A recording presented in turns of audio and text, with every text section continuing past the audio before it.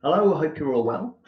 Before I offer today's recommendation for a TED Talk and a book, two in one for today, just a brief story.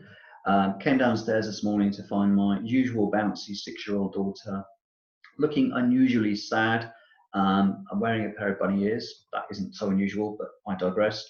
And I asked her what was wrong, and she said, "I'm really worried, Daddy, because what happens if the Easter bunny is self-isolating and is unable to bring me my chocolates?" Big concern. So I was able to reassure her. I told her the story that the government had decided that Easter Bunny is in fact a key worker and will be coming to deliver chocolates. She was delighted, relieved, and off she went, bouncing. It reminded me that we tend to use stories in all different ways, shapes, and sizes, both in our professional lives and our personal lives. We look for stories from leaders, authentic leaders, to help us believe in what the vision is, the image, and where we follow. And those of you, for example, working in sales will know that one of the most powerful ways of selling is to tell a story of how you have delivered your service or product previously with somebody in the past. So the recommendation today is really all around that theme of storytelling. So I'm going to start with a TED Talk. I'm just going to bring it up on the screen now.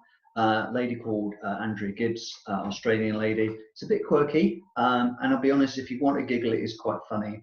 What this won't tell you about is how to tell great stories, but what it will do is demonstrate the power of stories through a story. I won't say any more. If you've not seen it, well worth a look. As you can see, it's just over 12 minutes long.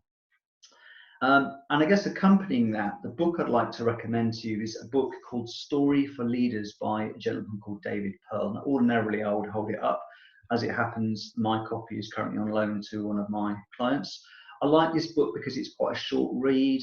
It's very easy to read and pick up. And what that will give you is loads of practical tips of how to kind of phrase things differently and so on and so forth. As always, I'll put a link to both the TED Talk and the book in the comments below, and I'd love to hear your thoughts on it. Thanks very much all. Speak to you soon. Cheers.